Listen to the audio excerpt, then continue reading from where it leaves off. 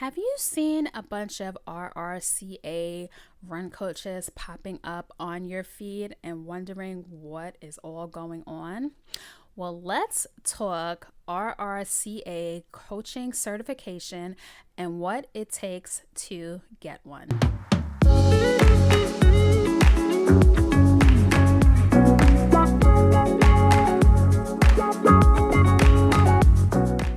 Hey everybody, welcome back to another episode of the Runway Podcast. I am your host, Kim.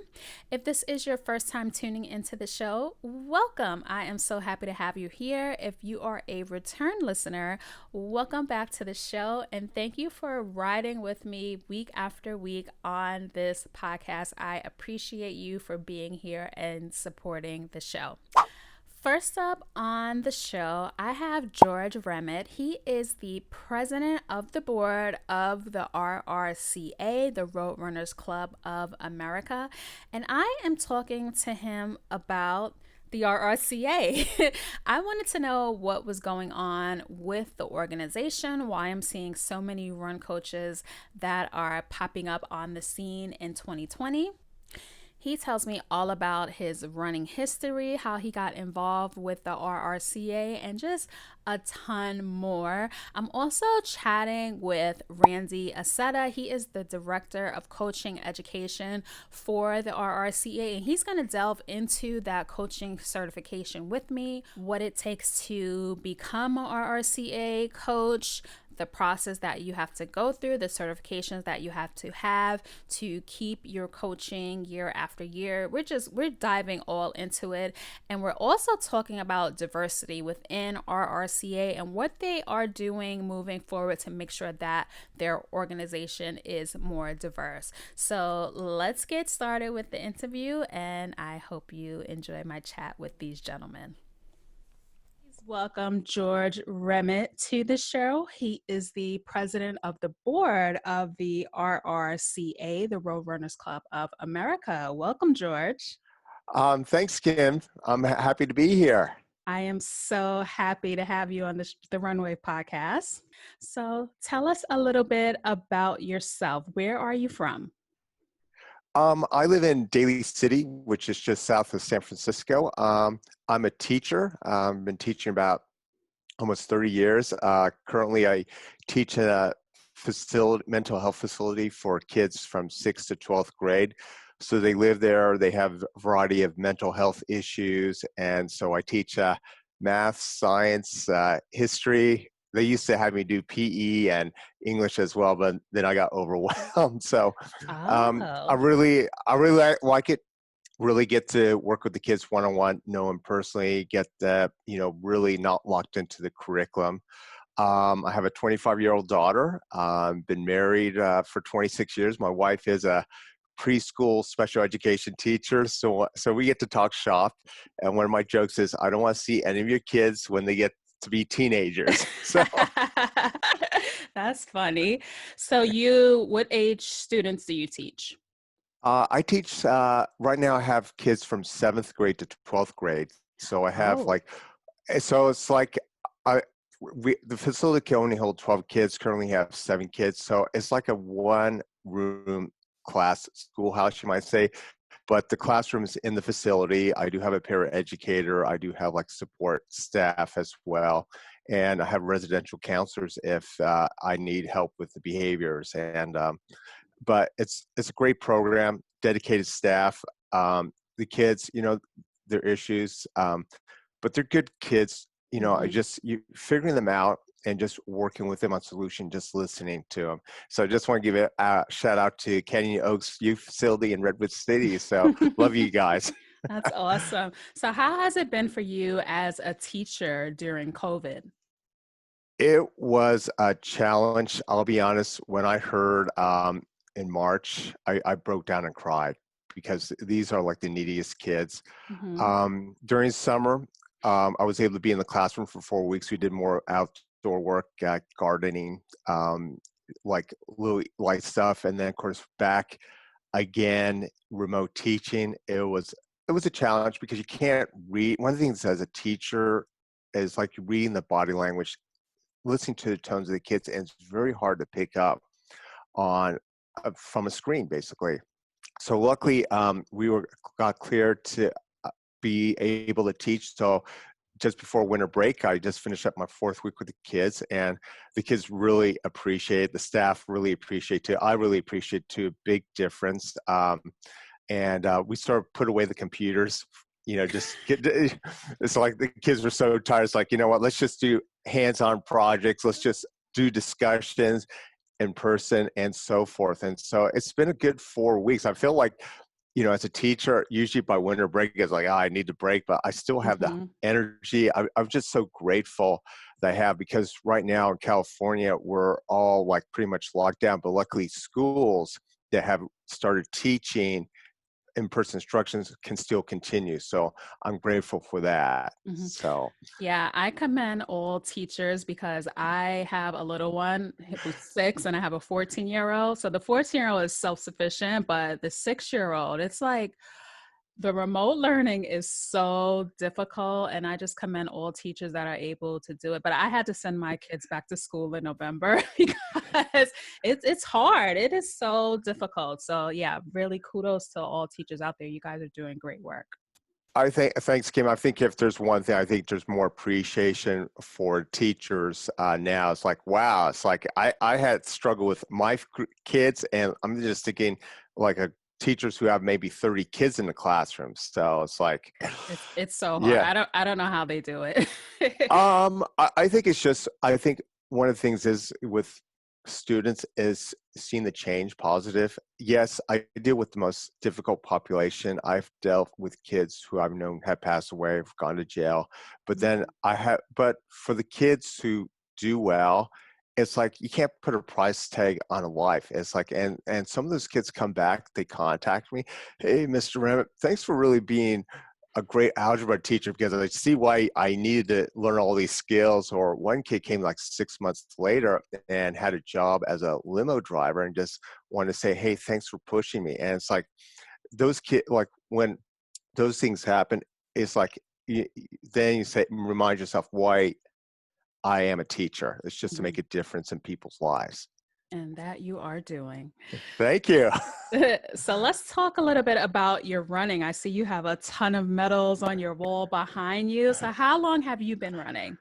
I've been running since 1981, since freshman high school. And it's kind of funny how I got into running. It's like back in the day, my dad would take my sister and I up skiing in Lake Tahoe. And so I was a big skier.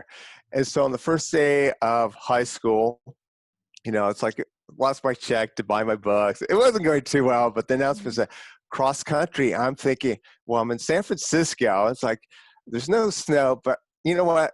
Maybe maybe they got something I don't know. So I go in after school into the room, and then I realize, oh, it's running. But then I see these guys, sophomores from my previous school, and they were kind of geeky like me. I thought, well, you know what? If they're here, it's like there was like 3 of them I knew. It's like, well, I'll give it a try. And so, the next day went out too fast. My body hurt it, wobble off the bus going back home. But then there was something about the camaraderie of it, and that it was very supportive, to be honest. And I'll be honest, my freshman year, I finished nearly last in all the races. Sophomore year, I started to finish in the middle. My junior year, I made varsity for the last meet. So, and then senior year got most inspirational. And I think just having the positive experience kept me going to do that. And then eventually I just built up, running in college. I was on the triathlon team. And of course, there's been some periods where I had to, stop running because of injuries and so forth. And so, but it's been a pleasant experience, and I've done everything from like 1 mile events to like a 24-hour race. So I've done it all. So I had like a similar kind of situation when I started running in high school, and I had no idea what cross country was. Because when you watch the Olympics and things like that on TV, they don't show that. They show the track and the fast work. So, but my coach, if you didn't run cross country, you couldn't run indoor and outdoor. So we had no choice but to run through the woods and cross country. But it makes you a better runner. And I would have never thought years later that I would be running long distances now. So yeah, running that young builds a foundation, and look where it's brought us. Totally, totally. And I think it's like, especially it's a good stress release. So my students would say, Mr. Rowan, why are you smelling? Oh, I had a good run yesterday. So and sometimes when my students have pushed my buttons when I would have track workouts with my running club, Palmer kids, is like, if the kids really got my buttons, I would have a really good track workout, get all that aggression out, and then come back the next day. Okay, I'm ready for round two. Mhm. So tell me about the RRCA. What is the organization and what is its mission in running? Well, the RRC was founded in 1958 by Ross Browning and Ted Corbett, who was actually a black runner, famous ultra runner. Hmm. And it was founded in response to the American Amateur Union had strict rules. And so the purpose of the RRC was to have like marginalized groups, which was mostly women because the AAU was like, it's just about male runners. And so it's like, hey, you know what? The AAU has these really strict rules. We need something. We would just want people to have races, a place to go to. And so it eventually grew over time, and it had many, um, more members came in. Programs started to expand as well. And basically, we have like coaching clinics, which Randy will come in soon, race director as well, running championship.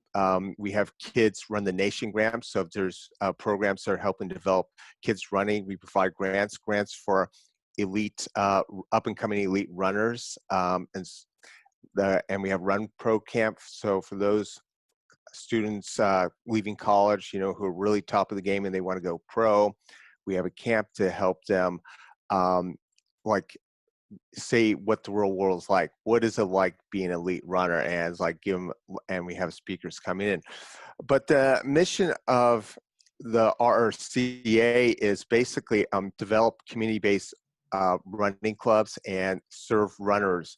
And of course, right now, as I'll talk a little later, we're in the process of updating our mission to really address diversity and inclusion issues that are coming up. So And that's I was going to ask you about that, definitely. But I didn't know that Ted Corbett was one of the founders, because he was like the first president of New York Roadrunners as well, I think, here in New York.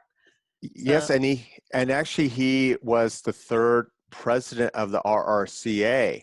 And so, however, just put diversity in perspective is like, I'm actually like the fifth BitPop person to be on the board, and actually the second BitPop person to be the president. And so mhm.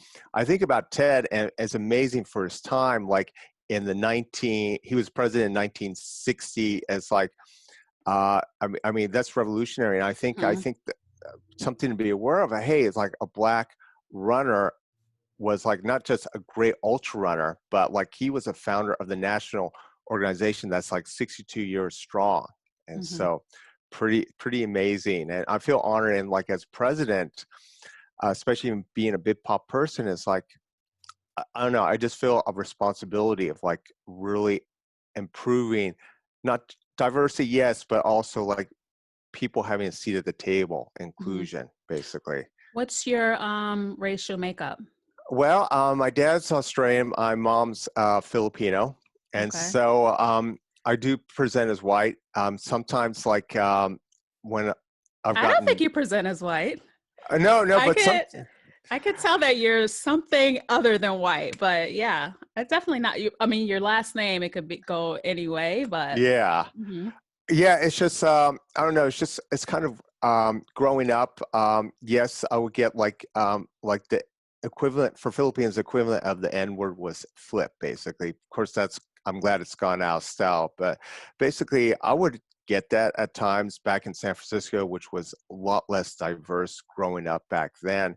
Mhm. And I guess when when the murder of Ahmaud Arbery came out, Mhm. I, as president, I represent all runners. And so what I did was, it brought back the memories. My God, it's like, I'll be honest, like living in the Bay Area, I work in a diverse organization. It's like I'm in a bubble basically. And the Mm-hmm. RRCA was in a bubble too. I Mm-hmm. mean, great with women, great with improving that, but with people of color, it's like not work needs to be done. And so I had to educate myself. And so, I talked to co-founder and executive director Tony Reed of National Black Marathon Association. I talked with my state reps who are of color. Allison Desir's article in Outside Magazine, it's like very eye-opening. And it's like, I felt ashamed. It's like, as a national organization, um, we have a problem. It's like, here are folks running, but they have to think about their safety, or like they come to a race or a running club and they feel like the expectations are low. It's like, oh, like they're getting the message, you don't belong here. Mm-hmm. And so when talking with Gene Connect, the executive director, my goal was like, hey, representation matters. We need to look at ourselves as a national organization. We need to see what's going on in our house, so to speak. And so we had a diversity working group. We had different people come and talk with them. And then what we did was we looked at our bylaws to see if was there anything where there's systematic racism that's preventing people from coming up through the leaderships. And we recognized we did. And Gene Connect says, how do we deal with the past? You know what, we take ownership of it and we move forward. And so we just last week, a couple weeks ago, the board, we approved the bylaws changes. And hopefully at our convention, if it goes on in Orlando in April, the general membership, well, even if it doesn't, we could do it online. Voting Mm-hmm. will a vote to pass the new bylaws. And one of the things one of the biggest changes was like, how we recruit people. Are we reaching out? And my thing is, yes, great people I work with, but I think we need to look outside the RRCA bubble, basically. Mm-hmm. And I think that a lot of companies, um, they don't have diversity in the room. Yes. And, that's why a lot of these, everything is like essentially whitewashed because there's no one in the room speaking up about these issues. So, I mean, I looked at your board of directors and it's pretty diverse. I think you can, add a little more spunk to it, but I think it's pretty diverse. But well, we'll get into that. We'll get into the membership. we'll get Yeah, yeah. yeah. But yeah, I think if companies now, we're in the era of diversity and the need for change, but it's the now. And I see that a lot of companies have, they posted their Black squares, they said Black Lives Matter, but in December, we're not seeing much that is being done. So how is RRCA going to move in the future? Are you going to diversify your staff, your board, et cetera?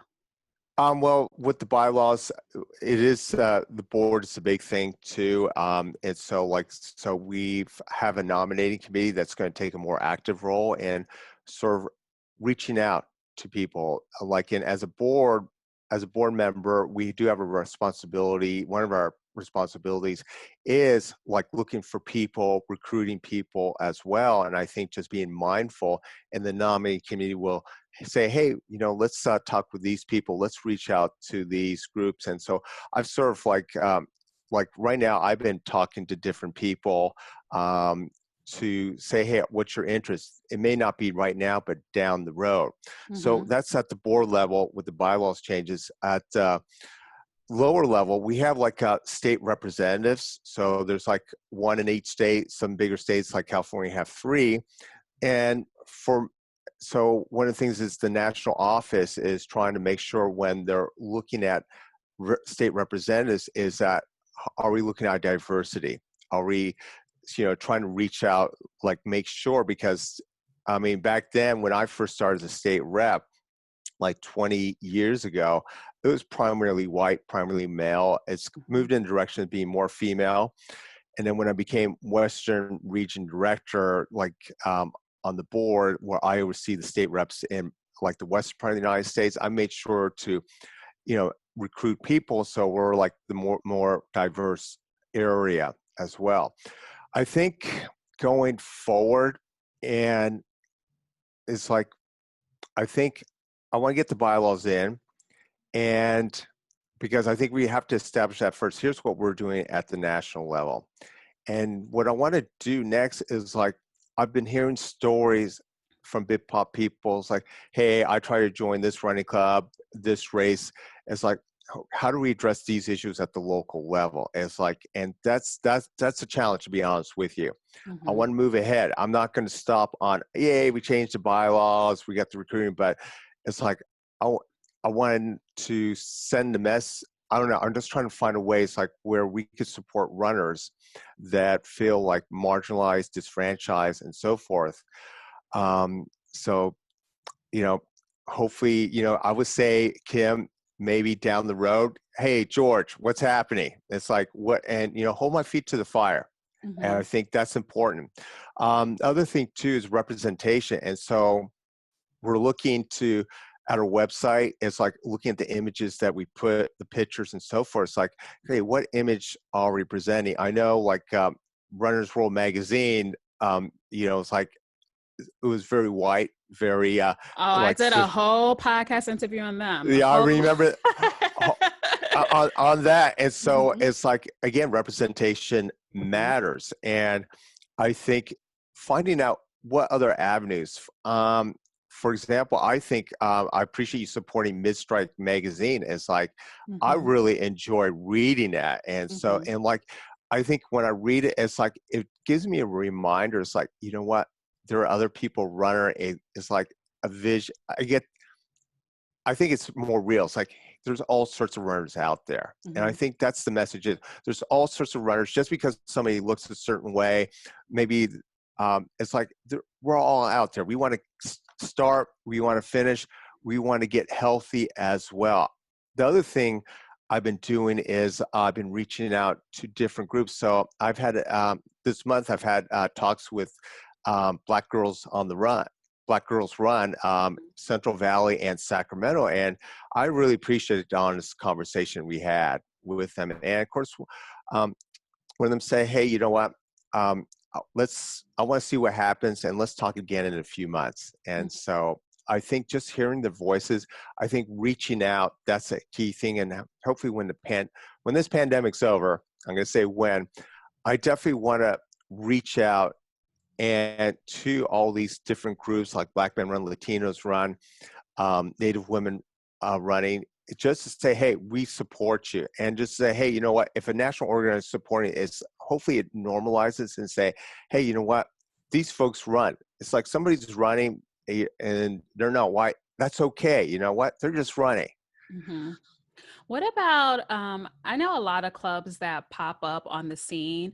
There's a whole lot of run crews in New York, but a lot of them are not RRCA running clubs, and a lot of the clubs in my city, they're very diverse. Some clubs Mm. are primarily to one racial group, but I'm a part of a mixed club. So there are so many diverse clubs, but they're not your in your list of clubs, or because when I started running, I went on your Hmm. website to find a club, and Yes. all of the clubs in my area, they were totally white. And I said, I don't know if I would fit in with these clubs. So I Yeah. ended up joining Black Girls Run. So how can you get clubs to become members so they can be listed on your website and people can actually find them? Yeah, well, a lot of clubs actually join because of the insurance. That's the main Mm-hmm. reason, because group insurance. I think being a volunteer, I sort of get it's like running clubs should find what's best when it comes to insurance. And so, Mm-hmm. yes, I would prefer them to join the RCA because the insurance covers so much. Mm-hmm. But if they feel like because of the cost, I support that. It's like the club has to think about themselves. Mm-hmm. Hopefully, I'm answering your question. So, I think I'd rather have a club, not join the RRCA, but then they got their own insurance. The members are happy as they are, and it's very welcoming to all. So that's my viewpoint on that. But I mean, the other thing too is like the RC, at rrca.org, there is information like how do you start a running club? How do you manage a running club too? I mean, it's open for everybody. Okay, so let's bring Randy into the meeting. Please welcome Randy Accetta to the Runway podcast. He is the Director of Coaching Education for the RRCA. How are you, Randy? I am good. I live in Tucson, Arizona, where I don't want to brag, but it's 75 degrees today. Well, it is about 30 something degrees in New York, so you're very lucky. Yeah, exactly. In that aspect. So tell me a little bit about your running background. I did read your bio and it was quite impressive. So tell us how you got into running and, your marathon background. Oh my gosh. Well, first of all, I'm old, so I forgot about everything I've ever done in the past because so I got to remember, before you were born, the Diet Pepsi had a road race series called the Diet Pepsi 10K series, and my dad would do them. He'd run track in high school, and he dragged me out there one year, and I ran well, and then I went off to high school and ran varsity cross country. I'm like, oh, I'm good. And junior varsity basketball and junior varsity baseball.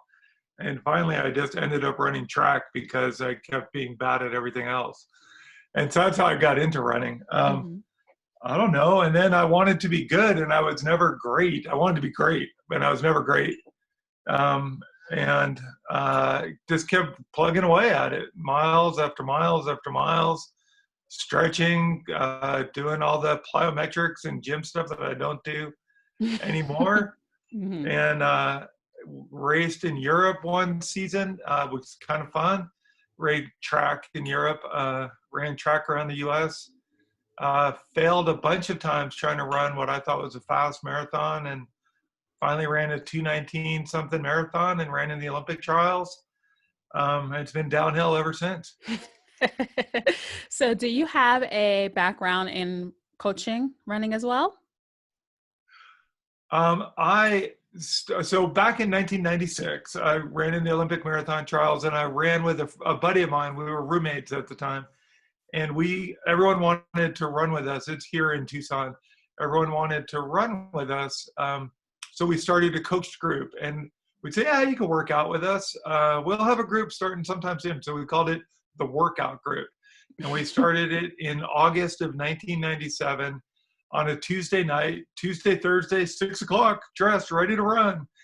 And it's been going every Tuesday, Thursday since then. Wow. COVID has gotten in the way. The other thing that's gotten in the way is my wife has taken it over, so she runs the whole thing. And I just do a little bit of work, but my wife, Tia, does most of the coaching and organizing. We have about 7 people who help coach us, coach our group. So yeah, I've been doing community-based coaching. I also coached team and training. I don't know if anyone listening has done the Leukemia and Lymphoma Society's team and training program. I was the Arizona coach for a few years up in Phoenix and down here in Tucson, taking people all over. Very familiar. I see the purple jumpers when I'm out on my runs all the time. Ours had a little cactus. Mine now, I'm wearing the RRCA shirt now, but we had team training with a cactus and the Golden Gate Bridge for San Francisco and the Georgia Peak. Everyone would get mad at the team and training coaches. So like I'd be out in the pouring rain in Dublin, Ireland, freezing out there for all the 7 and 8 hour, 6 hour marathoners. And I would see team in training. I'd go. And then I would sit there and freeze myself and not cheer for other people. And everyone would get mad at you if you're only cheering for the purple. So you got to cheer for everybody. So how long have you been the Director of Coaching Education for RRCA? That is a good question. I cannot remember. George, I have no idea. Maybe 2011? Maybe 2010? That sounds about right, yeah. Yeah, about 10 years. Call it 10 years. Um, yeah, a decade. Long time, which is I good. know. So the reason why I really wanted to chat with you all is because I see a lot of people with, it's on Instagram, basically with RRCA Certified Run Coach in their bios now. So, I just want to know what that means. I mean, I know that you have a coaching certification program, but why are so many people now RRCA Run coaches, and how do you get to be a RRCA Run coach? Is that me or George? That would be you, Randy. um, well, to unpack your question a couple different ways, I think the reason there's so many people who want to be doing it and are doing it and are proud of doing it is it's become a great program. It's about 24 years old now. So there was a generation, a fellow named Jim DeGuy, Andy Palmer, Roy Benson helped found the program back in the late 1900s. And then Warren and Patty headed up the program with a woman named Janet out of North Carolina. Another fellow named Mike was one of the great coaches. People loved him. He was out of DC, but he died apparently of a sudden of cancer. I had never met him. And so it's been the last decade that we've really ramped it up. We have a teaching team. Carrie Setzler, Brent Ayer, Bobby Gessler are awesome. And we've been consistent. The four of us have been doing it for the last decade. We do when we could travel, we did 35 classes in 35 cities a year, selling out the class at 35 people. So we get 1,000 folks a year. I'm a professional teacher, so I am a professional teacher. So I'm supposed to be good in managing a classroom when I do it well. Carrie, Brent, and Bobby all have exceptional coaching certification backgrounds, USA track and field and other certifications. They've all coached high school, youth. Brent was a college coach. I've coached high school. So we just have a really good team, and our office, forgive me for belaboring this, but the staff at the RRCA national office has been awesome. Erica has been our coaching coordinator. So, and Jean, our executive director, we've all been here for a while. We're stable. It's a great team. Now, what do you have to do to, you said you have classes to get the certificate. Like, can I walk in off the street and just, I want to be a run coach, I'm going to take this class? Like, do you have qualifications to take the class? First of all, you can walk in off the street. You should jog in at least off the street. But now you can walk in. We take walk around and all kinds. We've even had triathletes take the class. Now, the RRCA, as you know, is a community-based running organization, right? We used to call it grassroots running, but community-based. And the whole goal is to make our hometowns, I'm looking at it, Tucson, our hometowns, our home cities, our home states, home regions, healthier through running and walking. So for our coaching program, we have no pre-certifications, no prerequisites. So we do take anyone. We do 35 classes a year. Again, we cap them at 35. It's a 2-day seminar. And these days I've been sitting here doing them on Zoom. We have a 400 slide deck and a bunch of supplemental material. And we walk through a whole host of topics and basically teach people how to help someone accomplish their running and fitness goals.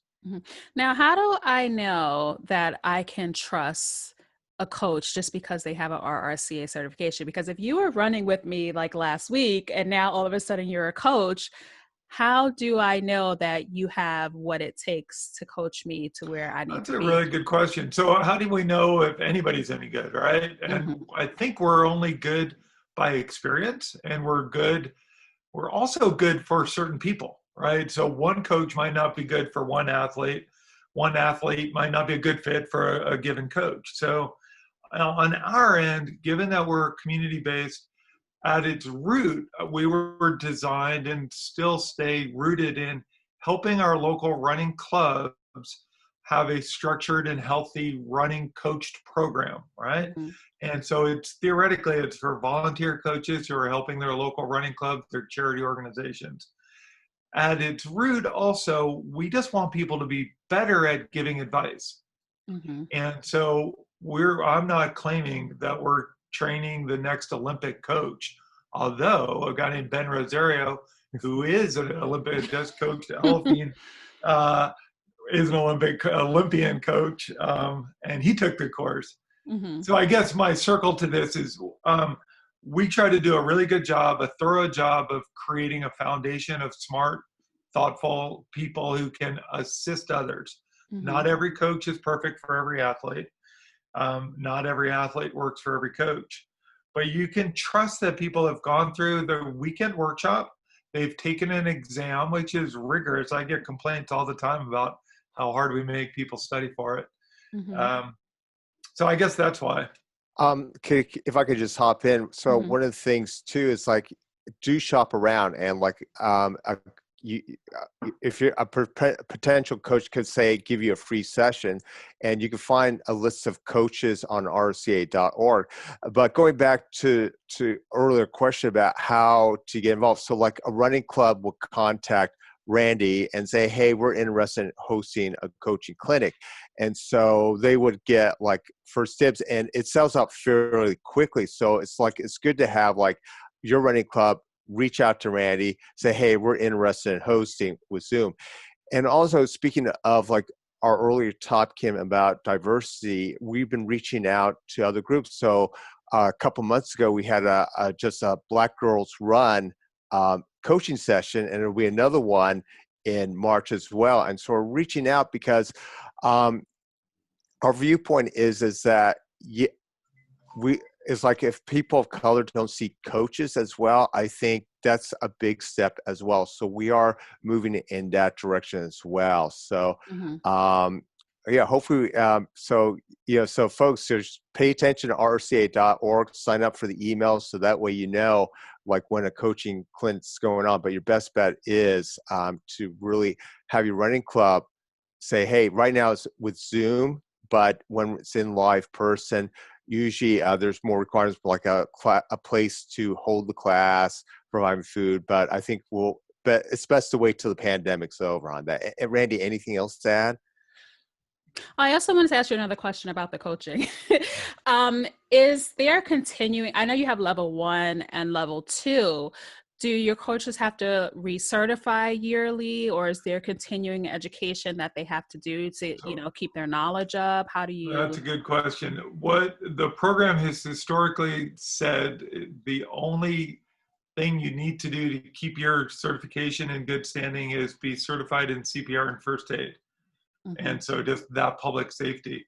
We've been working behind the scenes on developing an ongoing level 1 program. We have continuing ed that builds towards the level 2 program, but at the moment we don't require like every year a bunch of hours of CEUs or anything. So, but I want to do it down the road. Mm-hmm.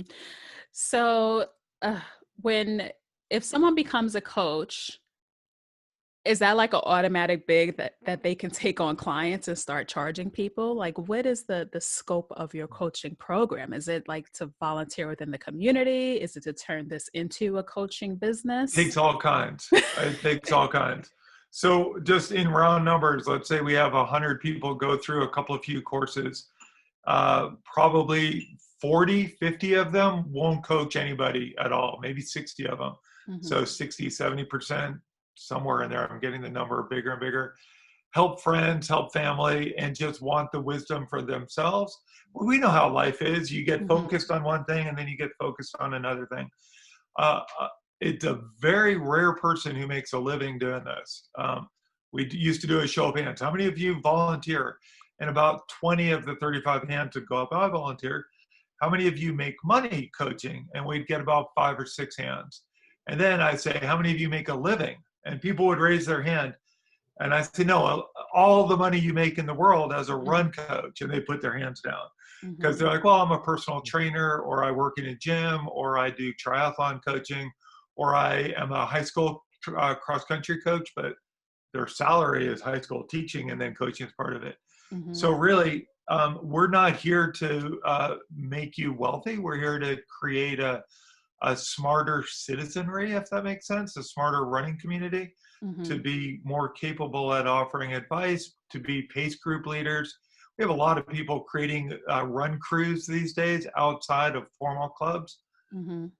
And I think that's the misconception that I had and that a lot of other people have, because it kind of seems like these days it's like another notch on your belt. Like, now I'm an RRCA run coach, what's next? But I'm glad that you guys are giving people the tools that they need to potentially help others if they need to.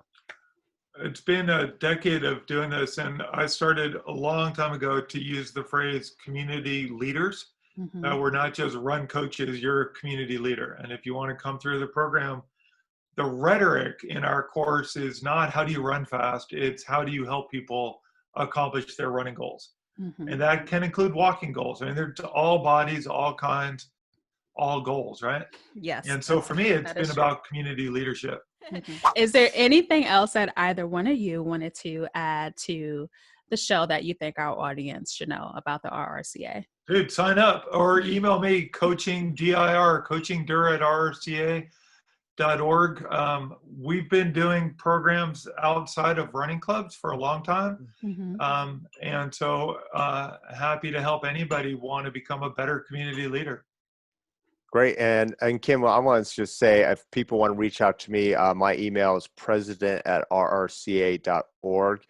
And also, I want to say where the RRCA at would not be reached. Like I tell my kids I teach history, and so, yeah, we got the famous people, but there's the people behind it. So it's like people like you, Kim, having these podcasts, Mistried Magazine, Black Girls Run, Black Men Running, Latinos Run. It's like hearing those stories.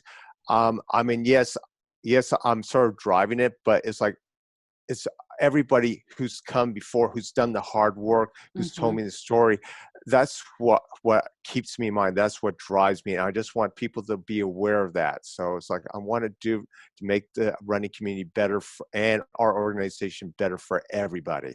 Mm-hmm. So thanks again for having me. Of course. Thank you so much, George and Randy, for being on the show and shedding some light on the RRC. I think you guys answered a lot of questions that people have had about the organization, and maybe you'll get some of our listeners to take the program and help better educate us on the rigors of running. So, and George, I am going to actually have Mistried Magazine contact you because I know the founder. So I'll have him send you a DM so he can possibly get you in the magazine and talk about the organization.